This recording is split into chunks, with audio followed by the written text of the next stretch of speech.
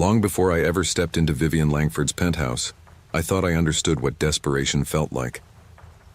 I was 24, working nights at a small coffee shop on the east side of Portland, a dimly lit hole in the wall where the espresso machine groaned like it hated life as much as I did. My shoes were full of holes, my apron smelled like burnt milk, and every tip I counted at the end of the shift already had a place it needed to go: rent, utilities, my mother's medical bills, or my sister's tuition. I was invisible most of the time. Customers stared through me like I was another piece of furniture, a cog in the machine that spat out caffeine to fuel their late nights. I'd learned not to take it personally, but invisibility wears on you.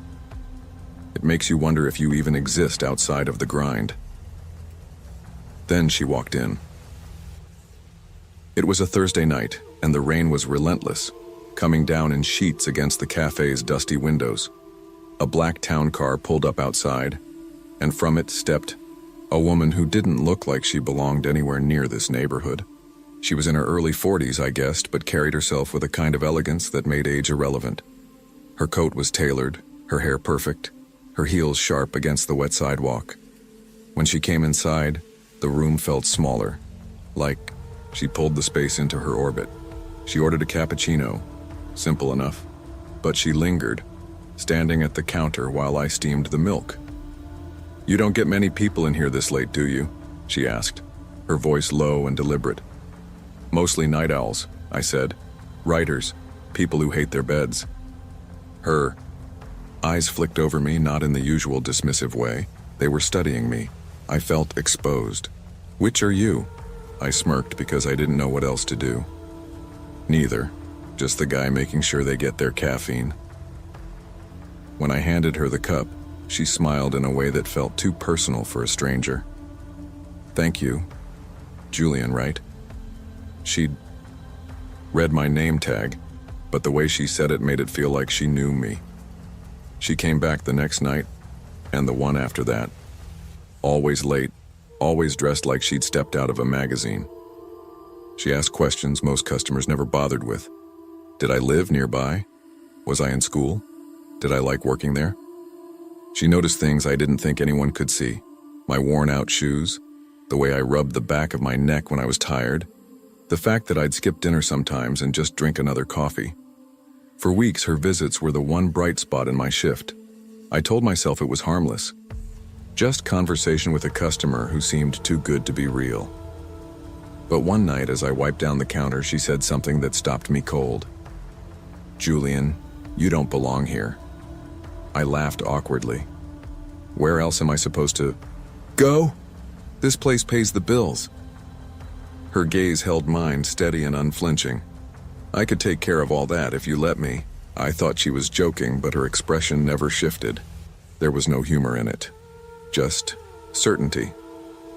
That was the first time she invited me to her home.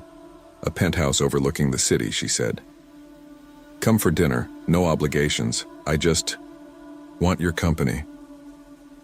I went home that night with her words rattling around in my head. My mom's overdue hospital bill was taped to the fridge. My sister had called earlier, worried about how she'd pay for next semester's textbooks. I lay awake staring at the ceiling, wondering what kind of man I was if I even considered her offer. But by morning, I already knew what I would do. The first time I walked into Vivian's penthouse, I felt like I'd stumbled into another universe. The building itself was one of those sleek glass towers you only notice when you crane your neck downtown, the kind of place you drive past and wonder what kind of people lived up there, far above the traffic and grime. The doorman nodded when I gave my name, as if I'd been expected. The elevator ride was silent except for my heartbeat thudding in my ears. When the doors opened, I stepped into a hallway lined with polished marble.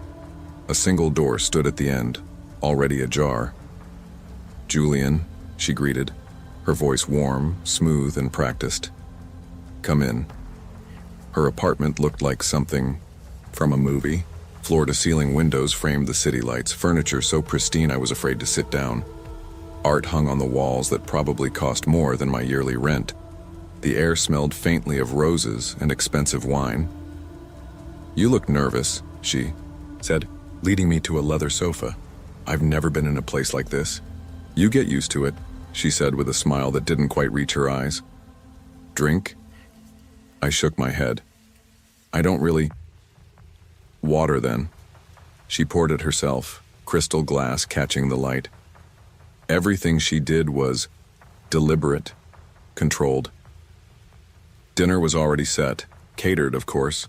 Filet mignon, roasted vegetables, something French I couldn't pronounce. I felt out of place, like a street kid sneaking into a palace.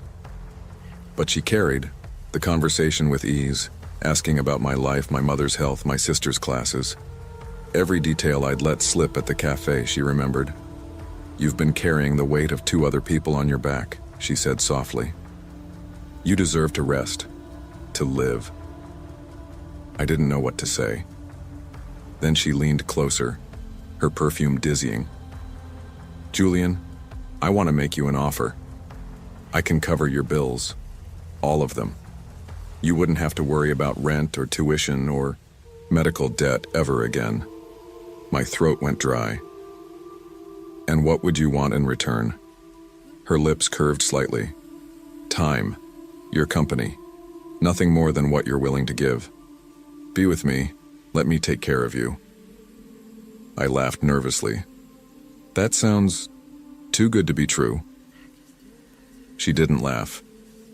Sometimes good things come when you least expect them. I should have walked out right then, but instead I thought of the hospital notice, the stack of unpaid utilities, the endless grind that had been eating me alive. I thought of how tired I was, how small my world had become. So I stayed. The weeks that followed felt like a dream I didn't know how to wake up from. One night I was closing up the cafe, counting crumpled bills from the tip jar. The next, I was in Vivian's world. Designer clothes she insisted I wear, 5-star restaurants where the servers treated her like royalty, weekend trips to Coastal, resorts I'd only ever seen on postcards. She didn't just pay my bills, she erased them. My mom's hospital debt disappeared. My sister's tuition was covered in full. Rent was transferred directly to my landlord before I even saw the notice. For the first time in years, I wasn't drowning, but freedom came with strings. I started noticing small changes in myself. I was exhausted all the time, even though I wasn't working late nights anymore. My body felt weaker, my skin paler. Bruises appeared on my arms that I couldn't explain. I chalked it up to stress at first, or maybe bad sleep. But the more time I spent with Vivian, the worse it got. One night, as we sat in her living room overlooking the city, I asked, "Do you ever sleep?" She smiled faintly. "I prefer the night. It keeps me sharp." "Don't you get tired?" Her eyes lingered on me in a way that made my stomach twist. "Not the way you do." I tried to laugh it off, but the look she gave me wasn't one of humor. It was hunger. That night, I noticed for the first time the other men in her apartment. They moved silently, dressed impeccably, but their faces were hollow, drained. They avoided my eyes as if afraid of something I couldn't see. When I asked Vivian who they were, she simply said, "Friends, people who understand me." But they didn't look like friends. They looked like prisoners. The turning point came the night I found her laptop. She'd left it open on the dining table while she took a call in another room.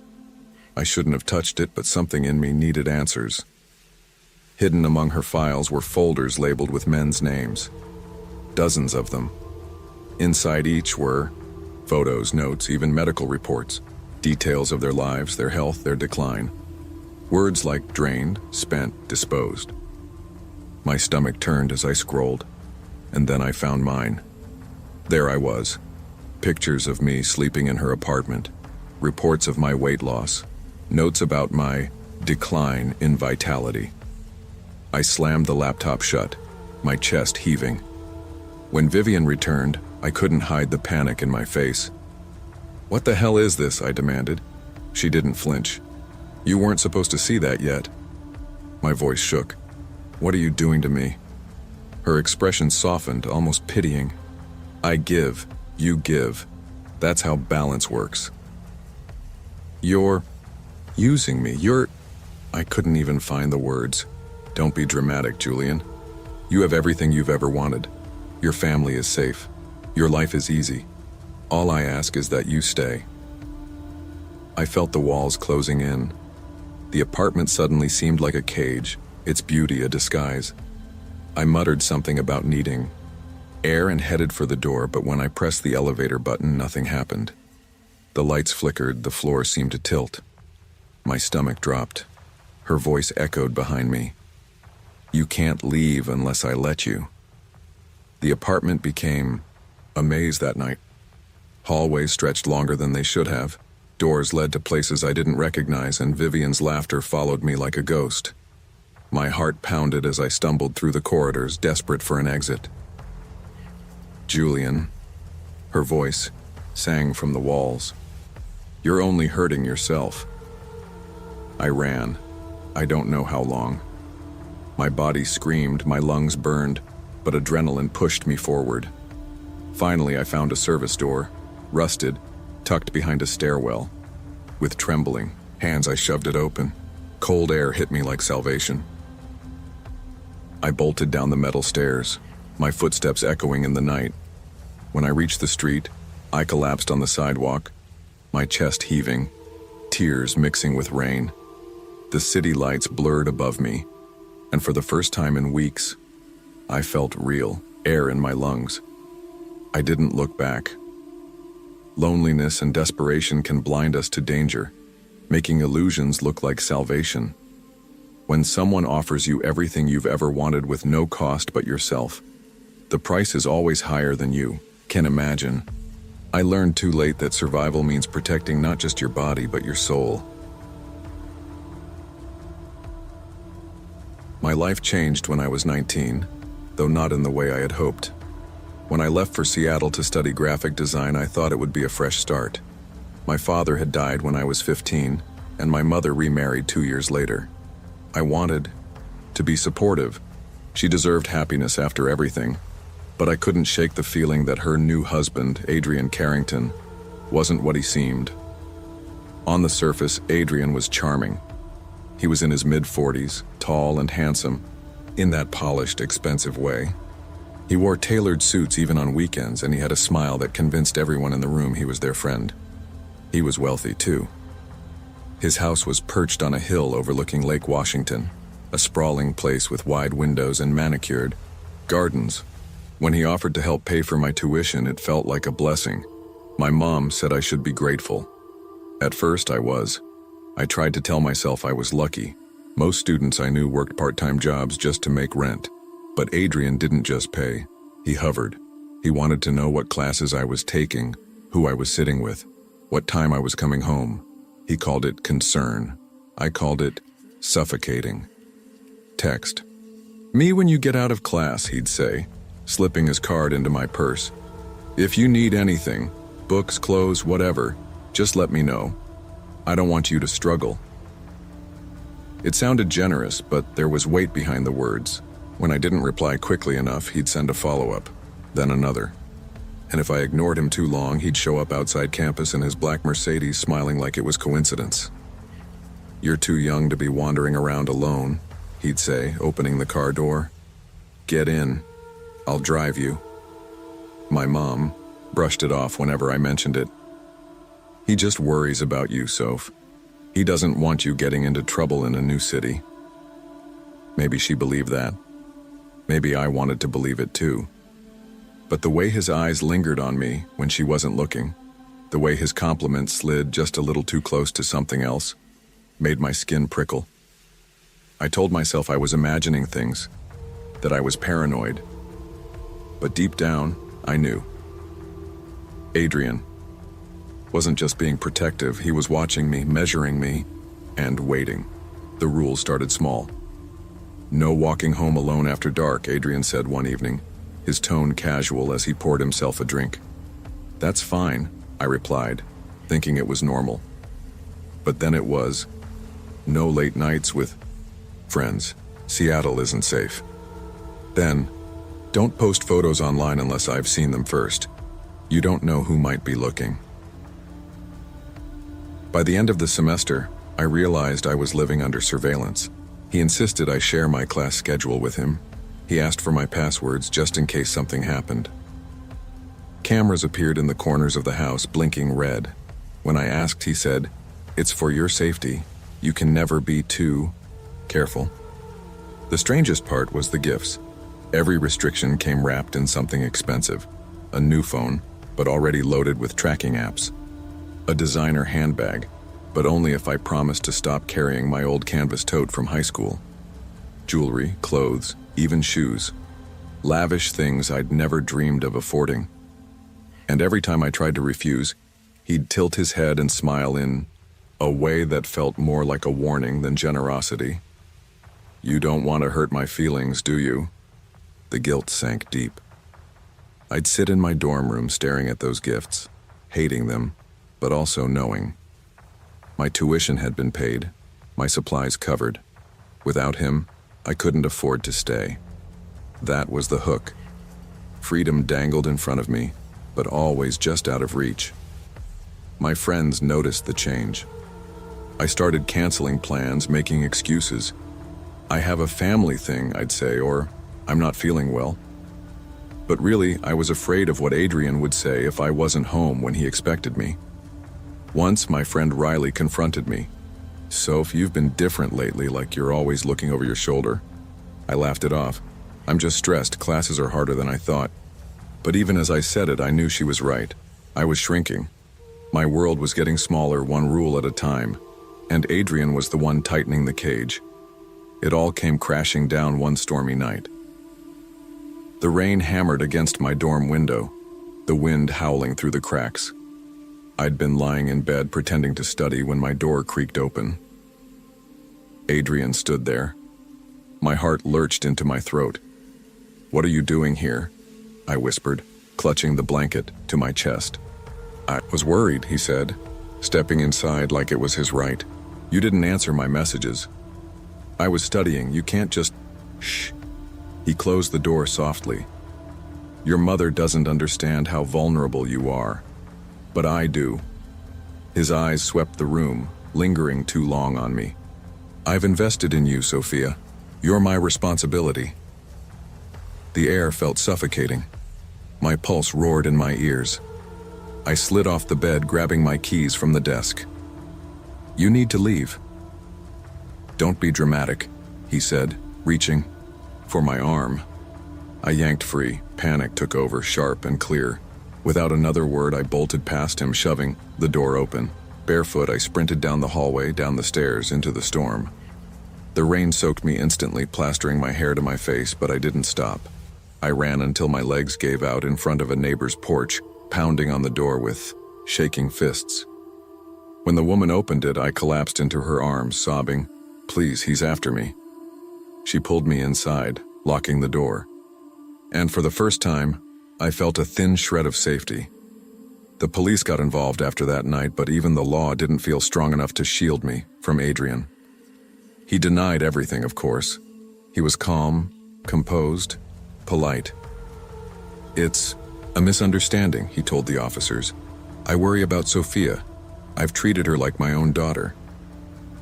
His money bought him the best lawyers in Seattle. His reputation painted him as a successful businessman, a generous husband, a pillar of the community. Against that image, I looked like an ungrateful stepdaughter making wild accusations. For a while, I thought I was going crazy. Every time I checked my phone, there was a new account following me. Anonymous messages slipped into my inbox. "You can't hide from me. You're nothing without me." Even when I blocked numbers, new ones appeared. I moved apartments twice. Each time I hoped it would be enough. But Adrian always found a way back into my life. An email, a friend request, a glimpse of his car outside my building. Sleep became impossible. I jumped at every shadow, flinched at every sound. My friends drifted away, unsure how to help. And I couldn't blame them. I was exhausted, paranoid, and broken in ways I couldn't explain. I kept telling myself it would end, that eventually he'd move on, but he didn't. Not until he tried the same tactics with someone else. I found out through the news. A 20-year-old girl had filed a report against Adrian Carrington. Same pattern, same rules, same gifts, same suffocating control. This time, though, the evidence stuck. She'd saved his messages, recorded his threats, and refused to back down, even when he tried to bury her with his money. The police raided his mansion, uncovering surveillance equipment, hidden recordings, and a trail of manipulation, stretching back years. When I saw his mugshot, I felt something I hadn't in years: relief. But it was tangled with grief for the years I'd lost, the parts of myself I'd given up to survive him. Even with him behind bars, I never felt entirely free. I still check my locks twice before bed. I still hesitate before trusting anyone new. The scars Adrian left aren't visible, but they're deep. Sometimes I wonder who I might have been if I hadn't spent those years looking over my shoulder. But then I remind myself, I survived. I got out. And that's enough for now. Charm and wealth can disguise the darkest intentions. What looks like protection can be control, and what feels like generosity can become chains. I learned that listening, to your instincts even, when others dismiss them, is the most powerful act of self-preservation. Freedom is not something anyone can give you, it's something you have to fight to keep.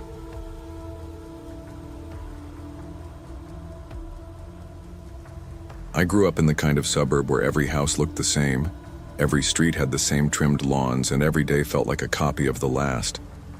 My mom worked double shifts as a nurse, always tired, always stretched thin, and my dad left when I was barely old enough to remember what his voice sounded like. That left me with silence, a lot of silence. When you grow up feeling invisible, you learn to chase attention in whatever form it comes. For me, it was the internet. I lived on social media, scrolling through influencer accounts, convincing myself that one day I could be like them. Perfect clothes, exotic trips, flawless selfies. I would post photos that barely got likes and then delete them in shame. Still, I couldn't stop. Recognition was addictive. By the time I was in college, that craving had only grown. I worked part-time at a cafe, scraping enough to cover rent, ramen noodles, and maybe a new outfit if I budgeted carefully. My ambition for something bigger was always crashing into the reality of bills and exhaustion. It felt like running on a treadmill that never slowed down. It was one of those nights, Sunday, sleepless, mindless scrolling, when I matched with him. Vincent Caldwell. His profile looked like a movie. Private jets, champagne glasses, tailored suits. He wasn't some boy posting mirror selfies in a messy room. He was polished, older, confident. His first message wasn't the usual, "Hey," or a cheesy pickup line. It was, "You have the kind of eyes that notice things most people miss." I stared at it for too long before replying. No one had ever said something like that to me. Over the next few days, he messaged me with this blend of sophistication and warmth. He asked about my classes, my dreams, my frustrations. He spoke like someone who had lived enough to know what mattered, and it felt like he saw me in a way nobody else did. By the end of the week, he invited me to dinner at a restaurant I couldn't even afford to walk past, let alone eat at. "Let me show you a different side of the city," he said. "You work too hard for too little, you deserve more." I said yes. Of course I said yes. That night, under dim lights and polished silverware, I felt like I'd stepped into someone else's life. He ordered wine without looking at the menu, spoke about art and travel, and listened intently when I talked about design.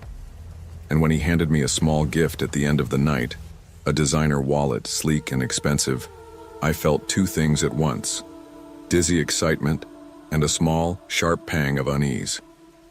I pushed the unease aside. For the first time, I didn't feel invisible. Vincent had a way of making the world bend around him. He didn't ask for attention. He commanded it without trying. I found myself swept into his orbit so quickly that I barely noticed how fast I was spinning. At first, it was everything I thought I wanted. He took me to places I'd only seen on Instagram: rooftop bars, luxury hotels, art galleries where people spoke in low voices about things I barely understood. He told me I was beautiful, that I was smart, that he believed in my talent. He called himself my mentor in life. "You don't have to struggle like everyone else," he told me once as we sipped cocktails at a hotel lounge. "You're special, and I'll make sure you never feel small again." Those words hooked me. For someone who grew up feeling invisible, it was like a drug. The gifts multiplied. A necklace, a handbag, a weekend trip to Miami. Every time I protested, he brushed it off. "Don't insult me by refusing. I like giving you things. You're worth it." But the strings attached started to show. He wanted me to spend every free hour with him. If I went out with friends, he'd send texts that felt less like care and more like surveillance. "Where are you? Who are you with? Why? Didn't you answer right away?" If I told him I was tired, he'd say, "I just worry you're pulling away." And then came the criticisms. Subtle at first. "That dress isn't flattering, let me buy you something better." Or, "Your friend Riley doesn't seem to understand your potential. She's holding you back." I started canceling plans with friends, staying home more, answering his messages at all hours. My world was shrinking again, but this time it was covered in gold. The worst part? I rationalized it. I told myself this was the cost of ambition, that maybe dependence was just part of the deal, that I was lucky to have someone like Vincent. But deep down, that sharp unease was growing. The first time I realized I was trapped was after a fight about nothing.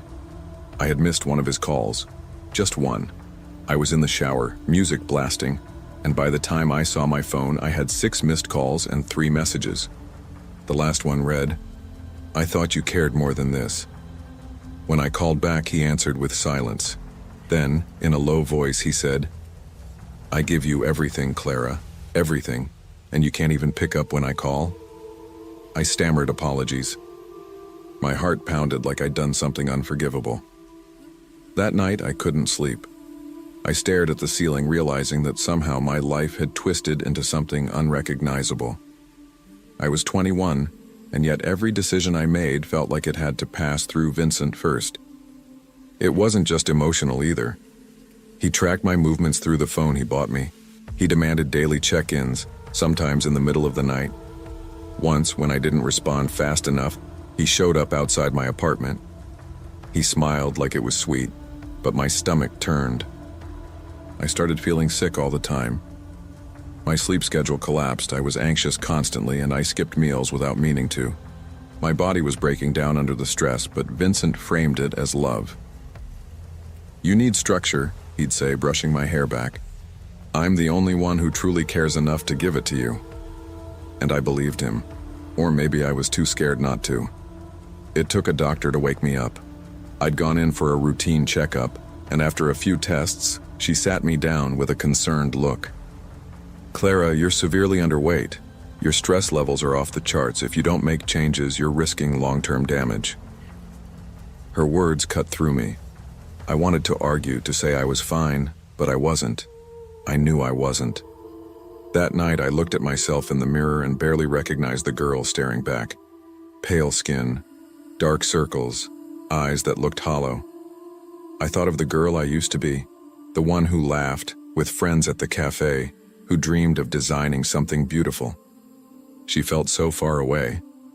I realized then that if I didn't get out, Vincent would destroy me, not with fists or violence, but with control, with dependence, with slow erosion, until there was nothing left of me. So I made a plan. I started saving, small amounts from freelance design jobs, hiding them in a secret account. I began documenting every controlling message, every demand, every time he showed up, uninvited. I rehearsed what I'd take when I finally left. Just essentials, no gifts, nothing that tied me to him. It took weeks of pretending, smiling, saying the right things. And then one rainy morning in Manhattan, while he was away on a business trip, I slipped out of his penthouse with nothing but a suitcase and my laptop. The air outside was cold and wet, but it tasted like freedom. The weeks after leaving were the hardest. I hid in a small Airbnb, curtains drawn, phone silenced. Every knock at the door made me jump. I kept expecting him to appear to tell me it was over, that I'd ruined everything. But slowly, the silence became comforting. I cooked simple meals. I slept without alarms. I walked around the block just to feel the sun on my face. My body began to heal, and so did my mind, piece by piece. Eventually, I returned to Denver. I got another cafe job, the kind I once resented, but this time it felt different. Every paycheck was mine. Every decision was mine. For the first time in years, I wasn't invisible. I was free. I still carry the scars. I flinch at charm that feels too smooth. I second-guess every generous gesture. I feel anxiety when my phone buzzes late at night. But I also carry strength I didn't know I had. I faced the cage and I broke free. Vincent will always be a part of my story, but he doesn't get to define me. I do. Not all cages are made of bars. Some are made of charm, gifts, and promises that feel too good to refuse. I learned that real freedom isn't found in someone else's approval or generosity. It's found in reclaiming your own choices, even when it feels terrifying to walk away. Trusting yourself is the first step toward survival, and survival is the beginning of everything else.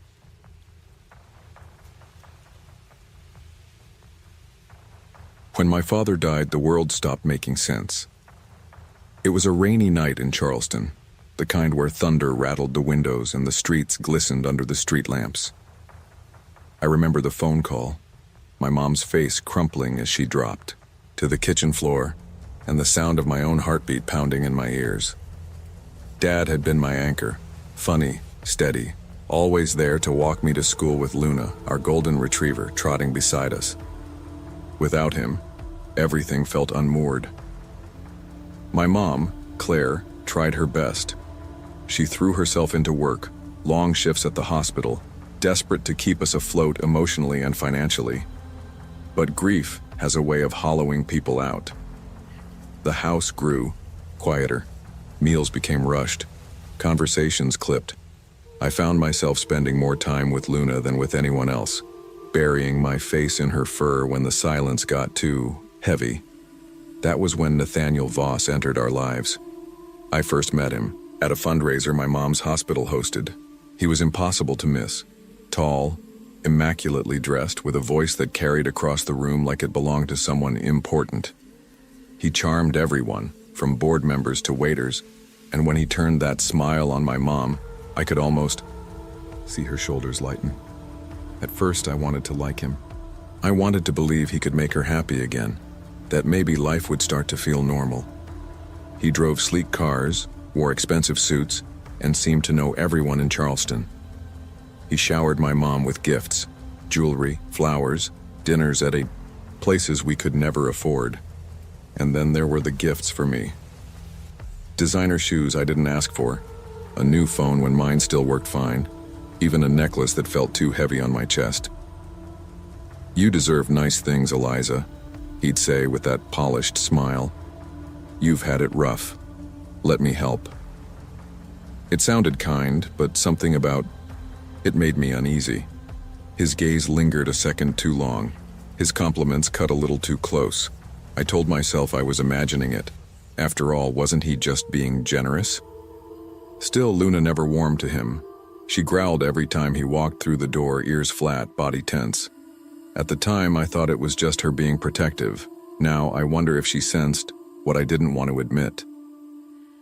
The more Nathaniel became part of our lives, the more suffocating things felt.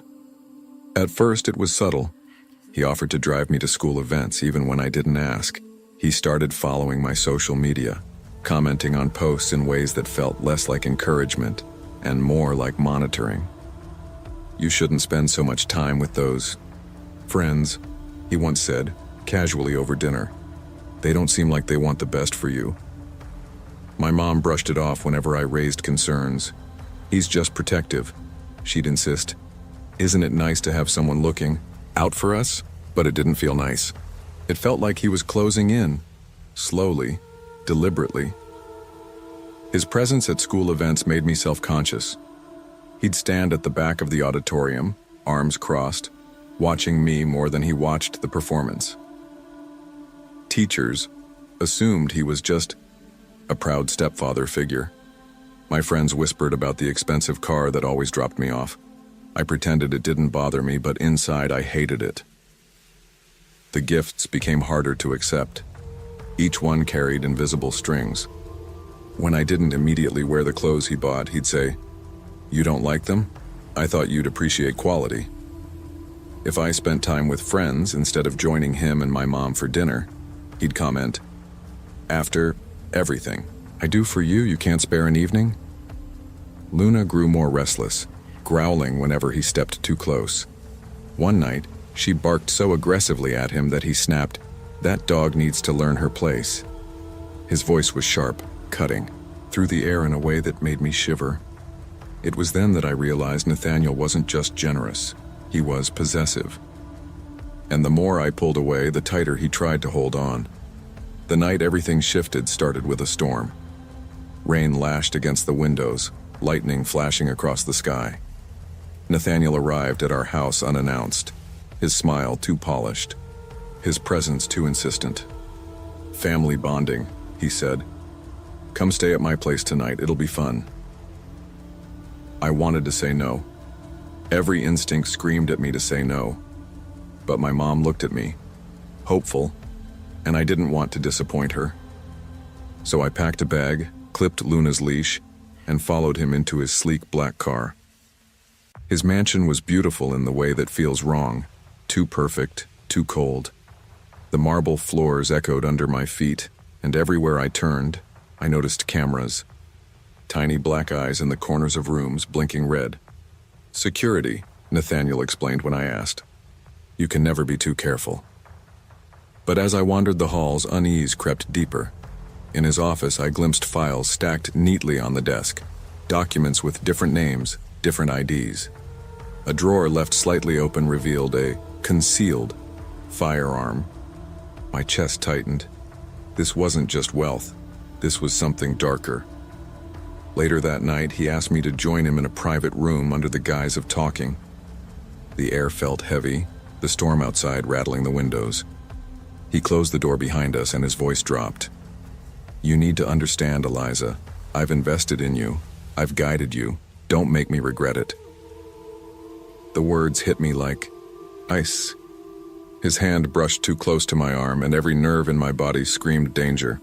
Luna growled low, teeth bared. That was the moment I knew I wasn't safe. Adrenaline can make time move in strange ways.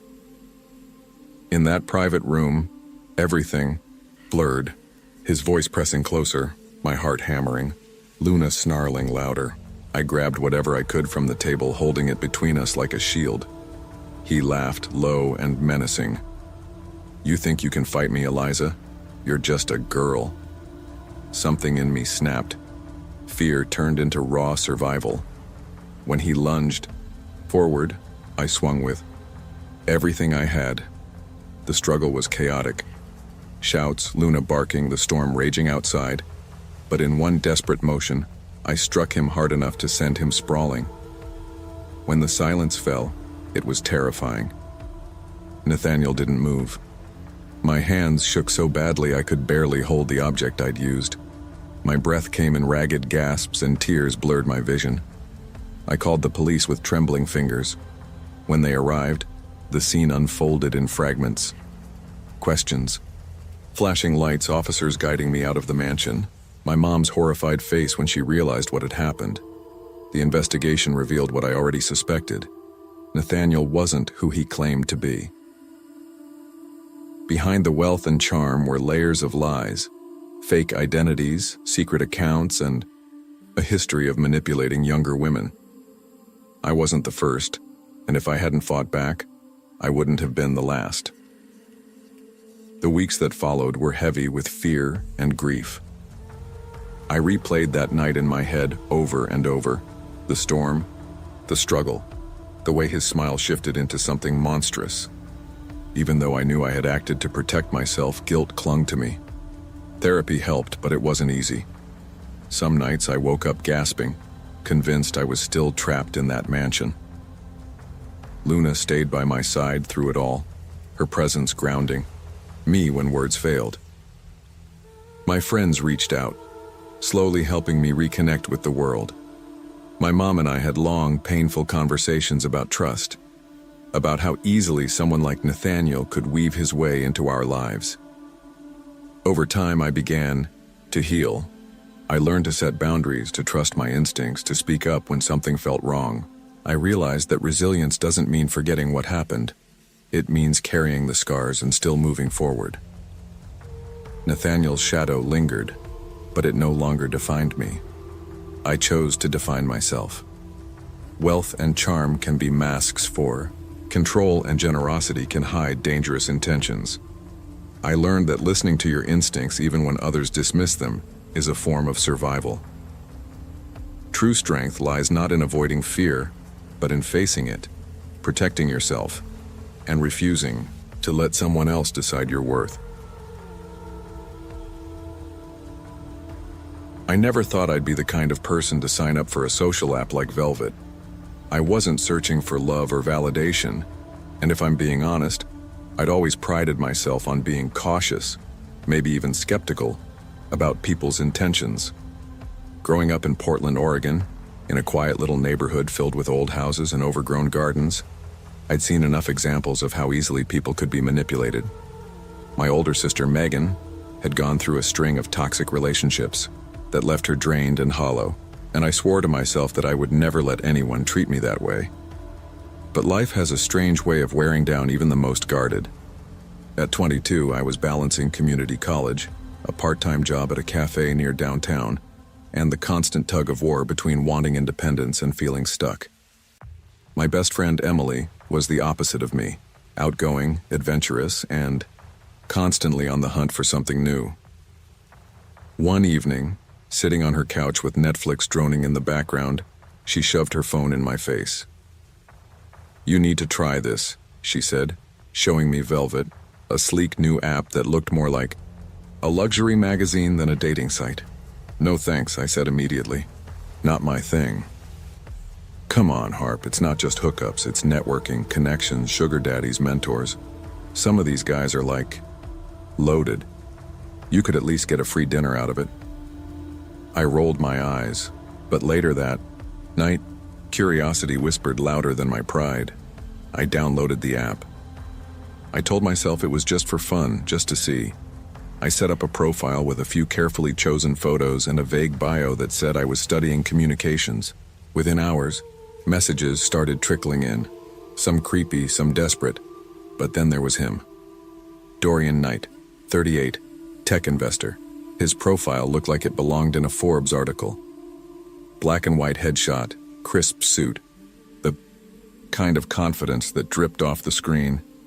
His first message wasn't sleazy or rushed. It was simple. "Harper, I have to say, your smile seems to carry more honesty than most people I've met in years.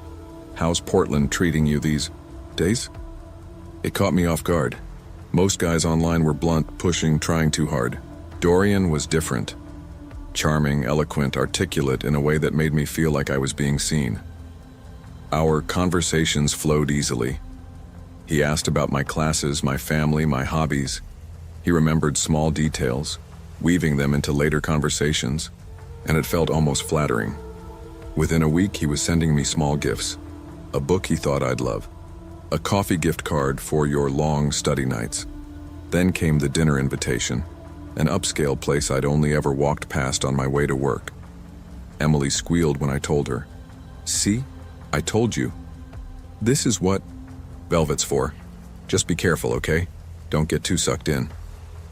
I laughed her off, insisting I had control. I convinced myself it was harmless. Me getting attention and maybe a little mentorship, him enjoying my company. It wasn't a relationship. It wasn't serious. It was transactional, and I thought I was the one calling the shots. But sitting across from him at that restaurant, his gray eyes studying me like I was some rare book he had just discovered, I realized how disarming his presence really was. He asked questions with precision, leaning forward just enough to make me feel like the only person in the world. I left that night giddy, overwhelmed, and a little ashamed at how much I wanted him to text me the next morning. And he did, In fact, he didn't stop. The second week with Dorian blurred into something that felt both thrilling and suffocating. At first, I chalked it up to excitement. Who wouldn't want to be pursued with that kind of energy? He texted me every morning before I even rolled out of bed. "Good morning, Harper. Don't forget you have that class at 9:30. By the time I was sipping my second cup of coffee at work, he'd already sent me articles he thought I should read. At night, he checked in again, always asking detailed questions about who I was, where I was, how long I'd be there. At first, I brushed it off. I told myself he was just attentive, maybe a little protective. I'd seen guys ghost, disappear for days without a word. This was the opposite. This was consistency, interest, maybe even affection. But slowly it turned sharp. "Why didn't you reply to me right away? You were online. I saw Emily tagged you at a bar last night. Why didn't you tell me you were going? Your Instagram story looked like it was from across town. Who were you with?" The tone wasn't angry at first, more like concern, wrapped in suspicion. But the frequency wore me down. My phone buzzed constantly, and the guilt crept in whenever I didn't respond fast. Enough. Even my coworkers started noticing. "Girl, you're glued to that screen," said Alex, a guy who worked the register with me. "Is that your boyfriend or your parole officer?" I laughed it off, but inside, my stomach churned. Dorian wasn't my boyfriend. He wasn't supposed to have that much power over my time, yet somehow I found myself shrinking parts of my life to keep him satisfied. I stopped posting on social media as much. I ignored invites from friends if I thought he'd disapprove. When he asked me to share my location, just so I know you're safe, I hesitated, but eventually tapped accept. The gifts kept coming. Jewelry, clothes, an expensive tablet I hadn't asked for. I told him it was too much, but he insisted. "You deserve to be taken care of, Harper. Let me do that for you." Emily raised an eyebrow when she saw me wearing the necklace he sent. "Careful," she said, her voice quieter than usual. "Guys like that don't give without expecting something back." I wanted to believe she was wrong, but my gut told me otherwise. Still, every time I thought about pulling away, I remembered the way he made me feel seen, special, chosen. I kept telling myself I was in control, that I could stop whenever I wanted. But the truth was, the line between charm and control had already blurred, and I was the last one to realize it. By the third month, my life no longer felt like mine. Dorian didn't live in Portland full-time. He split his time between the city and San Francisco, but his presence was constant, digital, unavoidable. I changed my passwords, but somehow he always seemed to know where I was, what I was doing. One night, after a long shift, I came home to find a bouquet of roses on my doorstep. There was no note, just a text 5 minutes later. "Glad you got home safe." I hadn't told him where I lived. My chest tightened. "How do you know my address?" I typed, hands shaking. "You mentioned your street once." It wasn't hard. I wanted to scream. Instead, I convinced myself it wasn't that big of a deal. Maybe I'd slipped. Maybe I'd been careless. But the surveillance only grew. He commented on the books stacked by my bed in a photo, the shape of the window behind me in a video call, the sound of traffic outside my apartment. He pieced together details until it felt like he lived inside my walls. Sleep became impossible. I jumped at every notification, every knock at the door. I stopped inviting people over. I stopped talking to Emily about it because I couldn't stand the "I told you so" look on her face. The breaking point came one night when I turned off my phone for a few hours just to breathe. When I turned it back on, there were 27 missed calls, 50 texts, and one voicemail that chilled me to the bone. "You think you can ignore me? After everything I've done for you? Don't forget who actually cares about you, Harper. Your friends don't, your family doesn't, only me." His voice was calm, steady, terrifying in its conviction. I sat on my couch in the dark, clutching my phone like it might explode. My hands shook so hard I could barely type when I finally texted Emily, "I need help. Emily didn't hesitate. She showed up the next morning with coffee, her expression fierce. "We're going to fix this," she said. No room for argument. Together, we spent hours documenting everything. Screenshots of messages, recordings of voicemails, even the timestamps on gifts that appeared without warning. She put me in touch with a cybersecurity consultant she knew through her job. The consultant, a soft-spoken woman named Rachel, walked me through the process of securing my accounts. "He's exploiting every little piece of information you leave online," she explained. "It's not magic, it's surveillance mixed with obsession. You need to rebuild from scratch." The thought made me want to curl up and disappear. My digital life wasn't just accounts, it was my identity, my connections, my safety net. But with Emily and Rachel's help, I created new emails, new numbers, and deleted Velvet entirely. The hardest part wasn't the technology, though. It was the withdrawal. Cutting him out felt like tearing away a part of myself I'd grown addicted to. There were moments I wanted to check, just to see if he was still trying to reach me. But I resisted. I moved apartments, a small studio across town with fewer windows and a stricter lease policy. For weeks, every time I heard footsteps in the hallway or saw a shadow under my door, my body went rigid. Slowly, though, the silence became comforting. The absence of buzzing notifications gave me space to breathe again. When Dorian finally stopped, I didn't know if it was because he gave up or because he moved on to someone else. The thought of another woman being pulled into his orbit made me sick. But I also knew I couldn't save her. I could only save myself. It's been over a year now since I cut him off. My life is quieter, lonelier at times, but it's mine. I walk to work without checking my phone every 5 seconds. I spend time with Emily without worrying about what Dorian would think. I've started journaling again, reclaiming the parts of me that got buried under his attention and control. Looking back, it's hard to reconcile the girl who thought she was untouchable with the woman who nearly drowned in someone else's obsession. I used to believe manipulation came with fists or shouting, but now I know it can come in the form of flattery, gifts, and constant attention. Control doesn't always scream. Sometimes it whispers until you can't hear your own voice anymore. Not every gift is generosity, not every compliment is kindness, and not every connection is safe. Charm without respect is just control in disguise. Trust should be earned slowly, not handed to someone who demands it. And no matter how powerful, wealthy, or persuasive someone seems, your life is yours to protect. Don't let anyone convince you otherwise. I used to think of myself as careful, maybe cautious to a fault. I never went to wild parties, never trusted strangers too quickly, never believed in shortcuts.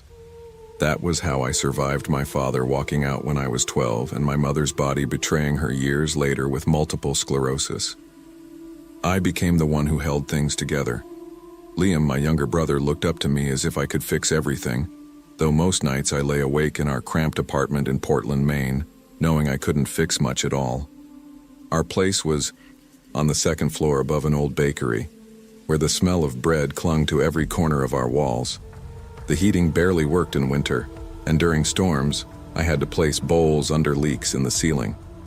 I worked part-time at a cafe, juggling shifts between classes at Portland University, where I studied literature. I wanted to be a novelist, but it always felt more like a childish dream than something real. Dreams don't pay tuition, and they don't cover medical bills. That rainy evening, I was mopping the cafe floor, listening to the hum of the espresso machine cooling down, when my phone buzzed. The app was called Velvet, a selective networking platform that a friend had convinced me to try. "You never know who might notice your writing," she had said. I didn't expect much, but when I saw the message, my heart stuttered. Victor Langford. The name looked heavy, like it belonged in the business section of a newspaper. His profile picture showed a man in his late 40s, sharply dressed, his silver hair combed back. He claimed to be a real estate developer and philanthropist. His message wasn't like the usual shallow compliments I'd learned to ignore. He wrote, Clara, your words have a rare kind of rhythm. Have you ever considered sharing them beyond classrooms and cafes? I'd love to hear more of your work. Perhaps we could discuss it over an exhibit at the East End Gallery this weekend. For a long moment, I just stared at the screen. No one ever praised my writing like that. My professors gave me feedback, sure, but never that kind of reverence. I typed and erased 3 different replies before settling on, "Thank you. I'm flattered. I'll think about it." I didn't tell Mom or Liam. I knew what they'd say. Be careful, don't get caught up in something you can't handle. But there was a flicker inside me, a dangerous hope that maybe this was a way out of our suffocating cycle of debt and sacrifice. When the weekend came, I put on my one good dress, brushed my hair until it shined, and walked through the foggy streets to the gallery. The city was damp and alive with neon reflections bouncing off puddles. My breath made ghosts in the cold night air. I found him near a painting of gray seascapes, Victor Langford larger in presence than any photo could capture. "Clara Bennett," he said with a smile that seemed to know me already. "You look exactly how I imagined." Something in his voice made me shiver, though at the time I convinced myself it was excitement. He offered me champagne, asked about my favorite books, listened as though every word I spoke mattered. For the first time in years, I didn't feel like just a broke student holding a crumbling family together. I felt seen. That night, when he walked me to my bus stop, he said quietly, "I believe in you, Clara. You shouldn't have to carry the weight of the world just to pursue your art. Let me help." His hand lingered on mine, warm, certain, promising. And I let myself believe. I never thought I'd live in an apartment with a harbor view. The morning light hit the water and bounced through floor-to-ceiling windows, painting everything in gold. Victor had keys ready within weeks of our first meeting, saying, "Every artist needs a sanctuary." He insisted I move in, rent-free, fully furnished, stocked with books and coffee beans as if he had studied me. At first, it felt like freedom. For the first time, I could sit at a desk and write without hearing Mom's coughs through thin walls or Liam begging for help with homework while I tried to meet deadlines. Victor paid off some of Mom's medical bills without me asking. He even gifted me a sleek laptop lighter than any I could afford, whispering, "Your stories deserve better tools." I told myself it wasn't charity. He believed in me. He wanted me to succeed. That's what I repeated whenever guilt pricked my chest. Victor was magnetic. He dressed like he belonged in another era. Tailored suits, polished shoes, a heavy watch ticking quietly on his wrist. He knew people everywhere we went. Gallery owners, authors, politicians. When he introduced me as the writer I've been waiting for, I blushed so hard it hurt. But even in those first weeks, I noticed how closely he tracked me. He asked for my class schedule, then began showing up outside the cafe after my shifts. He scrolled through my phone once, laughing it off when I bristled. "Don't worry, darling. Just curious who else is lucky enough to know you." His compliments always carried a weight, as though they came with invisible strings. One night at dinner, I mentioned Liam's upcoming birthday. Victor's smile thinned. "You spend so much time with them already." "Let me have this one evening," he said, his tone light but his eyes sharp. I laughed nervously and agreed, but something in my chest ached. Mom started asking why I rarely visited. My friends noticed I skipped their calls. I brushed them off, saying I was busy writing, that I was happy. And in moments I was. The apartment, the gifts, the attention, it was intoxicating. But deep down, I felt a quiet unease growing, like a seed pushing through soil, waiting for the right moment to break open. By winter, the harbor outside my window froze into jagged mirrors. The world felt brittle, and so did I. Victor's presence became constant. If I didn't answer his messages within minutes, he called, his voice a blend of charm and sharpness. "Were you ignoring me? I was worried." He insisted on daily dinners, planned my weekends, questioned my writing. "Why do you waste time on sad stories? Write something bold. Write something I'd be proud to show my friends. I told myself he was guiding me, mentoring me. But when I tried to push back, he withdrew completely, ignoring my texts until I apologized. The silence terrified me more than his control. One evening after leaving the bookstore, I noticed something odd near my apartment door. A small black dot tucked into the corner, no bigger than a coin. When I bent down, I realized it was a camera lens. My hand shook as I touched it, my stomach flipping cold. The next morning, I confronted him. "Victor, why is there a camera by my door?" His smile was practiced, soothing. "For your safety, Clara. The building isn't secure. I can't risk someone hurting you." I wanted to believe him, but my throat tightened. Safety didn't feel like this. Safety wasn't being watched in my own home. That night, I barely slept. Every creak in the apartment felt like his eyes on me. I remembered the way he had once said, "Freedom is dangerous. You don't realize how many people would take advantage of you if I weren't here." I began keeping a journal, writing down every odd glance, every shift in his tone, every gift that came with conditions. It was my secret rebellion, my only proof that I wasn't losing my mind. When I confided in a classmate, she frowned and said, "Clara, that's not love, that's control." I laughed it off, but her words stuck like splinters. The walls of my sanctuary began to feel like velvet-lined bars. By spring, the air smelled of salt and thaw, but inside me there was only fear. Victor's control was absolute. He criticized my friends until I stopped seeing them. He checked my phone when I left it unattended. He dictated what I wore to dinners, always with a smile that masked command. And when I finally protested, telling him I needed space, his eyes turned cold. "Do you know how many women would kill for the life I've given you?" he whispered, his hand tightening around mine. "Do not mistake generosity for weakness." I went home shaking. That night I searched his name more deeply online. Buried under articles praising his philanthropy, I found whispers on obscure forums, posts from women who claimed he had ruined them, made them dependent, then discarded them. A few suggested worse. Some had disappeared from social media entirely. My chest locked with terror. I saw myself in their words, and I knew I had to leave before I became another ghost in his shadow. I started preparing in silence.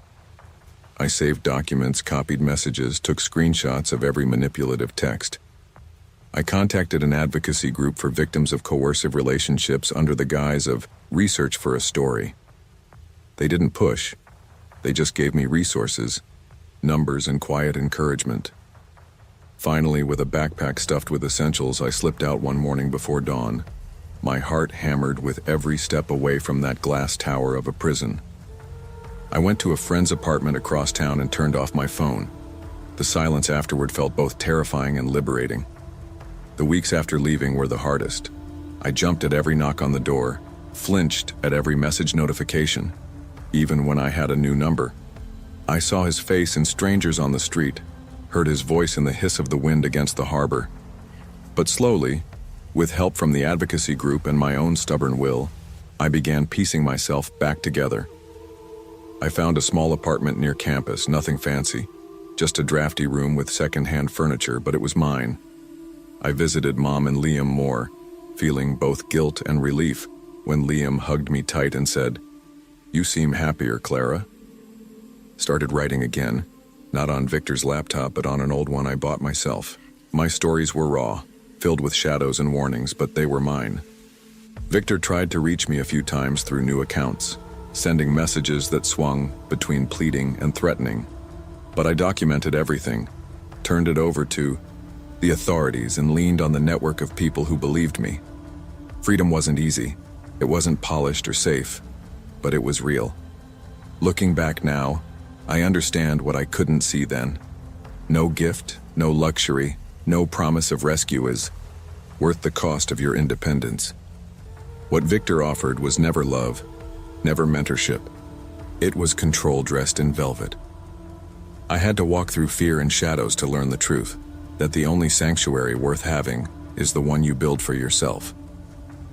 Charm can disguise control, and wealth can hide manipulation. But true freedom cannot be bought. The greatest strength lies in recognizing when kindness becomes coercion, and in having the courage to walk away, even if it means starting over with nothing but your own will.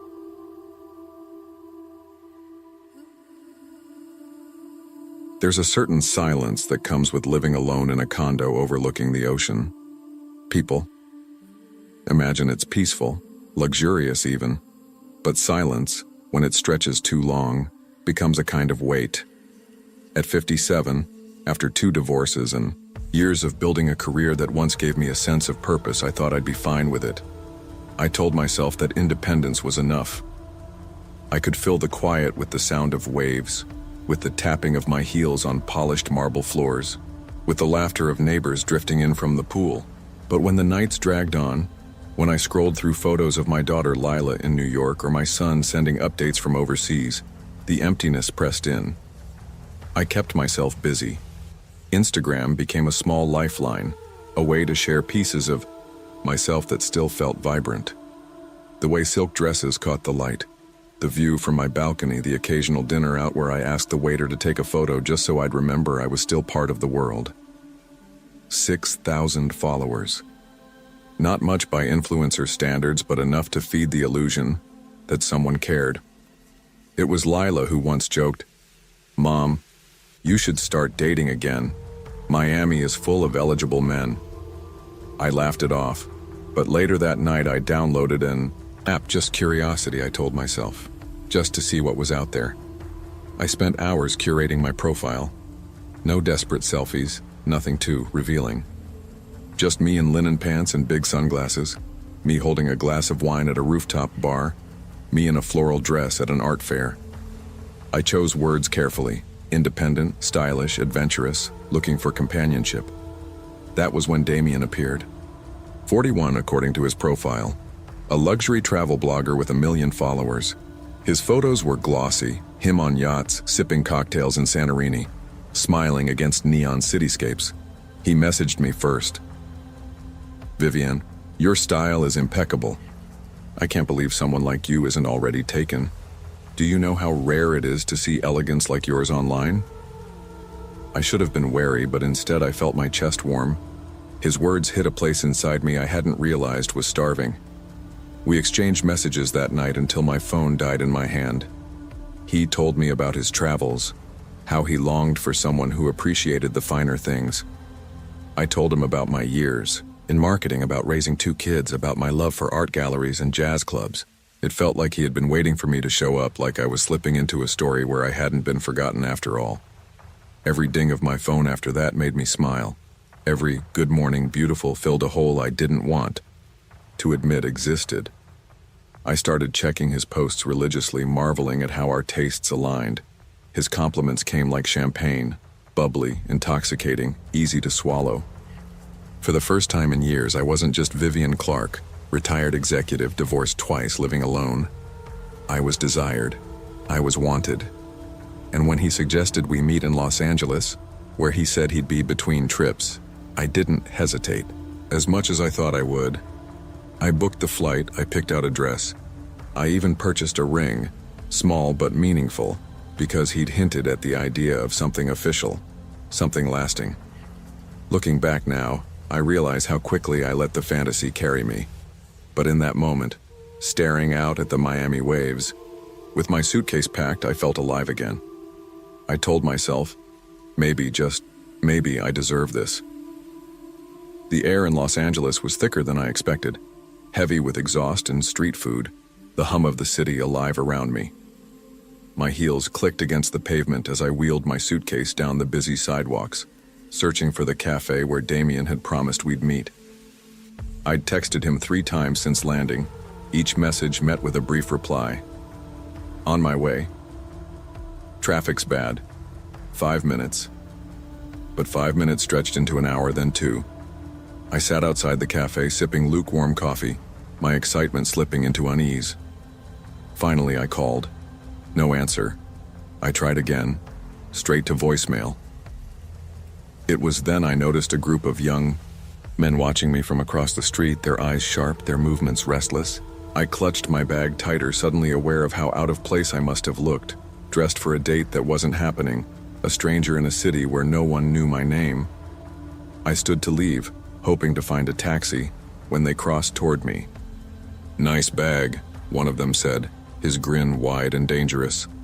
Another reached for my suitcase. I stumbled back, heart pounding, but they were quick. Hands pulled, voices mocked, and within moments my bag was gone, my phone ripped from my grip, the small velvet box with the ring snatched from my pocket. I cried out, but the street swallowed my voice. When they ran, I was left shaking on the sidewalk, my knees scraped, my palms burning where I'd tried to hold on. People glanced, some even slowed, but no one stopped. I was invisible.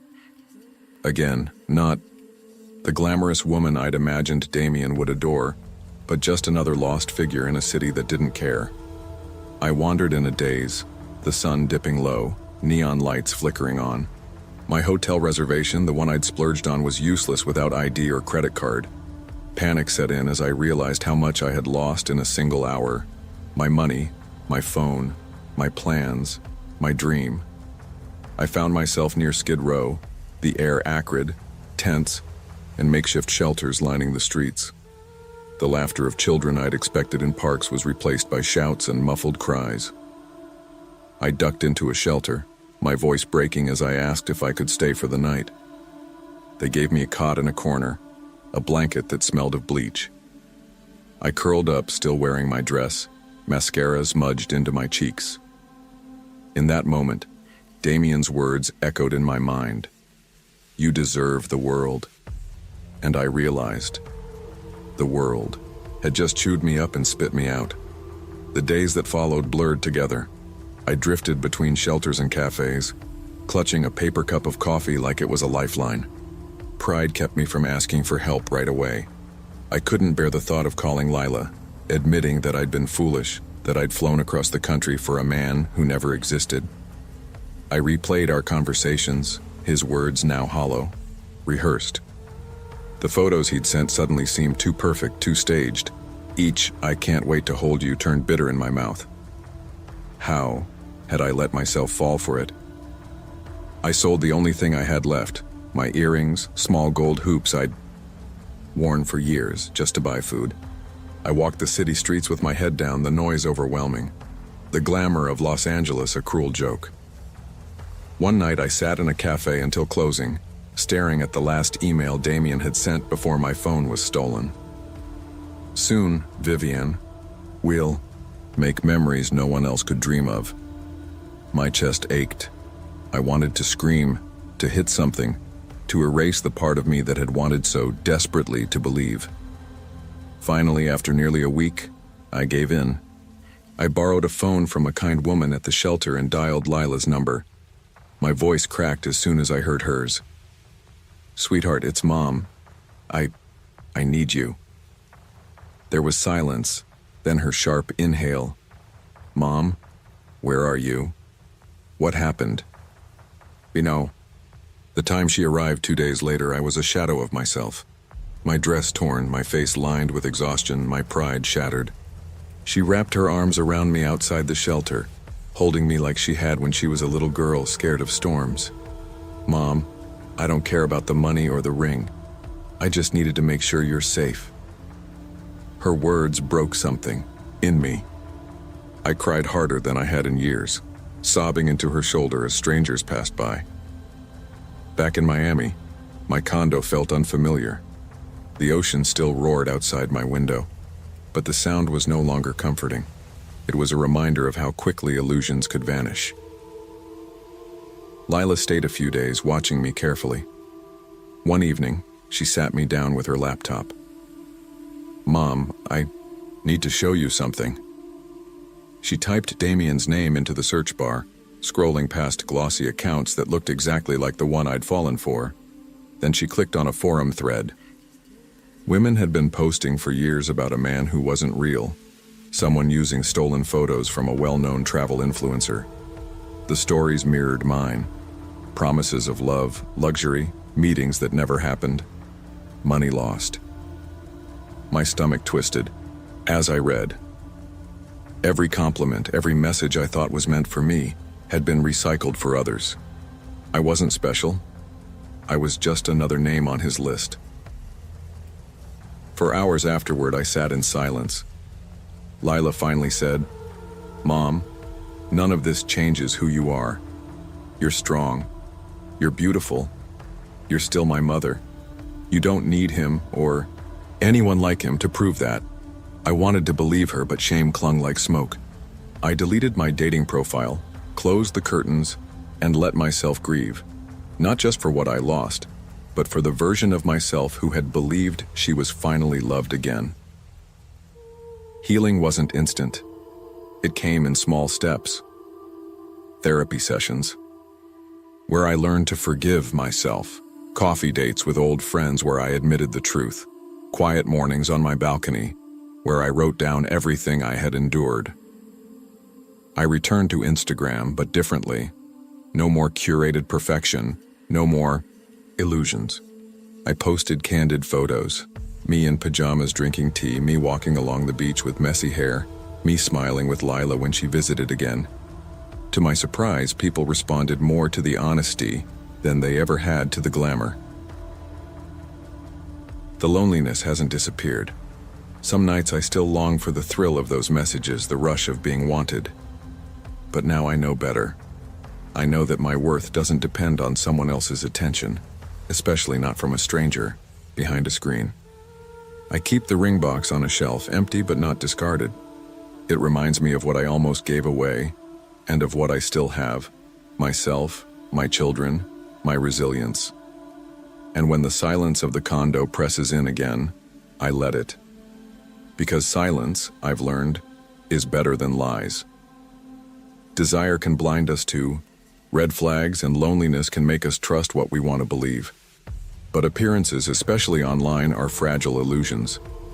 True companionship isn't found in grand promises or curated images. It's built through honesty, respect, and patience. Protecting our hearts requires not just hope, but discernment. Chicago winters have a way of seeping into your bones, a cold that doesn't just touch your skin, but burrows into your very nerves.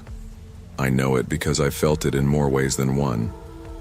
My name is Julian Rivers, 24, and for the past few years my life has been a constant grind, between working at a small cafe in Logan Square and chasing auditions downtown. The apartment I rent is tiny. The heat flickers on and off, and every month I balance rent, bills, and the hope that my life might finally shift. My sister Harper is my anchor. She's in college now, a bright spot in a world that's too often harsh. But I see the strain in her eyes when I hand over the little money I can scrape together. Acting isn't supposed to be easy. I remind myself daily, rejection is part of the process. But after 15 auditions in 2 months, 15 polite we'll-be-in-touch messages that never led to anything, I was beginning to doubt if I'd ever belong on stage or screen. The small victories weren't enough. The paychecks from the cafe barely kept me afloat. Yet I kept showing up, kept memorizing lines, kept hoping someone would see what I saw in myself. It was at a small independent theater showcase, a kind of gathering for local talent, that I met Vivienne Marlowe. She was impossible to miss. Dressed in an elegant black coat trimmed with mink, gloves stretched perfectly over manicured hands, and an air of authority that silenced the room without a word. I was nervous before I even spoke to her, and when she approached me, after my monologue, smiling, I felt a mix of awe and relief. "You have presence," she said, her voice smooth like silk but sharp beneath the surface. Most young actors forget that acting isn't just performance, it's life, captured in motion. I stammered a thank you. She laughed lightly, a sound that made the room shrink to just the two of us. She asked questions about my ambitions, my struggles, my routines. I admitted more than I normally would, drawn in by her intensity and seeming genuine interest. "I have a proposition," she said after some time. "I can offer guidance, mentorship, if you will. But I'm selective. It would require weekly meetings, social events, occasional, personal time." In exchange, your bills, your wardrobe, and certain introductions to the right people, all covered. You'd have the freedom to focus entirely on your craft. I froze. The idea of someone finally noticing my potential, of getting a real chance without worrying about rent, food, or auditions I couldn't afford was intoxicating. Desperation clouded my judgment. I nodded. I'd like that, I said. I'd sold my soul without knowing the price. Vivian's world was a glittering labyrinth. Her apartment overlooked the city like a theater stage, expansive and cold, decorated with rare artwork, expensive furniture, and shelves of books I couldn't name. Within days, my life transformed. My rent was paid, my wardrobe replaced with designer coats and tailored suits, my calendar filled with elite events where producers, directors, and casting agents mingled. She praised me constantly. "Julian, your potential is remarkable. People will notice you now." Her words fueled a confidence I didn't know I possessed. And yet, even as I basked in the glow of recognition, small shadows crept into the edges of my life. Vivian began asking for night excursions. "We'll practice presence and improvisation in a more stimulating environment," she'd say. I went along, rationalizing it as training. But sometimes she'd vanish for hours, leaving me alone in her apartment. I noticed the subtle shifts in her appearance, skin so flawless it seemed almost reflective, her eyes unusually intense in the dim light. She invited me to what she called a medical assessment, insisting it was part of maintaining a performer's vitality. I felt uneasy, but the idea of losing access to her mentorship terrified me more. So I complied. One evening, after a rehearsal in her loft, curiosity overcame me. She'd left the loft door slightly ajar as she disappeared into the lower levels of the building. I slipped down the marble staircase, heart hammering, and found a hidden door beneath a rug. Beyond it lay a sterile, cold laboratory. Machines whirred faintly, lights blinking. I froze. The room was dimly lit, shadows stretching across walls lined with equipment I couldn't name. And then I saw him. Another young man, restrained, lying on a table, unconscious. Vivian moved around him with precision, a syringe in hand. The sight made my stomach turn. She spoke softly, almost tenderly, as though the victim were her property rather than a person. I realized then that the mentorship, the gifts, the attention, it was all a trap. She selected vulnerable men, fed them comfort, and kept them within reach for her own sustenance. My panic collided with disbelief. I had been a fool. Every flattering word, every dinner, every lavish gift had been a lure. My mind raced. I had to escape, but I couldn't move. If she noticed me, it would be over. I stayed hidden until she left the lab, and only then did I dare to breathe. I retraced my steps, heart in my throat, mind spinning with terror and revulsion. I returned to the loft, pretending to be compliant, attending social events, nodding, smiling, praising her taste. Inside, I was calculating, memorizing exit routes, searching for the smallest lapse in her control. Nights were sleepless. Every sound, every shadow made me flinch. I couldn't trust anyone, couldn't confide in friends or family for fear of disbelief or exposure. Finally, an opportunity appeared. A maintenance door, usually locked, had been left ajar during a storm. I slipped into it, moving silently down the stairwell and out into the snow-covered streets of Chicago. My lungs burned from the cold. My hands bled from gripping frozen railings. But I kept running. Authorities took me seriously after I described the laboratory and her actions. They found evidence linking Vivian to other young men who had disappeared. The trauma remained, but I was alive. I called Harper, my sister, my voice trembling. I made it out. Months have passed. The snow has melted, auditions continue, and life moves forward, though not without scars. I am cautious now, calculating risk, guarding my trust. But the experience has also given me clarity. My ambition is mine, and no one's promises should compromise my safety. I returned to Chicago's theaters with a new determination, grounded in resilience. Nights are sometimes restless, dreams haunted by what I witnessed, yet I am stronger. I speak openly about boundaries and caution to fellow actors, sharing lessons I learned the hardest way. I keep a journal, noting every lesson, every red flag, every moment I almost lost myself to charm and wealth. The velvet trap still echoes in my memory, but I no longer fear its pull. Ambition and desire can make us vulnerable to manipulation. Charm, wealth, or mentorship may hide dangerous intentions. True guidance nurtures talent without compromising autonomy or safety. Protecting oneself requires vigilance, discernment, and courage, even when opportunity seems irresistible. My name is Isabel Monroe, and if someone asked me to describe my life in one word, I'd probably say overwhelming. I grew up in Boston, in a cramped but warm apartment in the Beacon Hill district.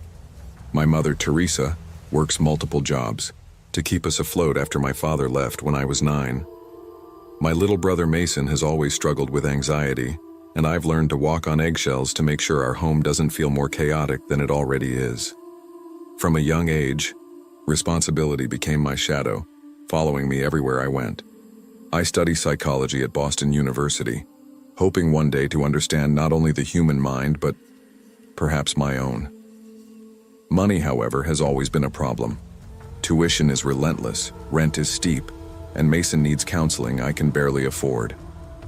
My mother tries to shield us from financial stress, but I can see the tension in her shoulders and hear it in the tired sighs that escape her at night. I work part-time at a small cafe trying to cover groceries, bills, and unexpected emergencies, but it never feels like enough. Every month is a balancing act, and I've learned that desperation can make even the most cautious person consider paths they'd never imagined. It was a late spring afternoon, the kind where Boston smells like damp brick and freshly cut grass, when my friend Caroline sat me down over coffee. "I've got a way for you to make real money," she said, leaning in. Her eyes were bright with excitement, almost conspiratorial. "Sugar. Arrangements. You get financial support. Gifts, flexibility. You stay in control. You can pay off tuition, take care of your family, and still have time for school." I laughed nervously. "Sounds risky." "Only if you let it control you," she replied. "You're smart. You can handle it." I went home that night, the city streets slick with leftover rain, and debated. On one hand, the idea felt foreign, almost morally gray. On the other, it was tempting. The promise of freedom, of relief from the constant worry, was intoxicating.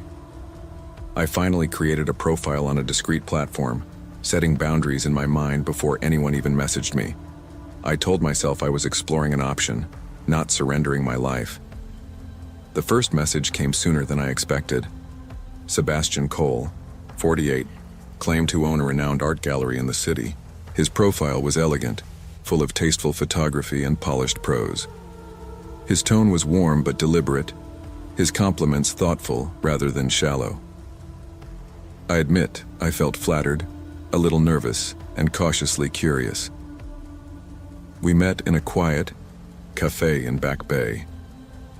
Sebastian had a presence that was hard to ignore.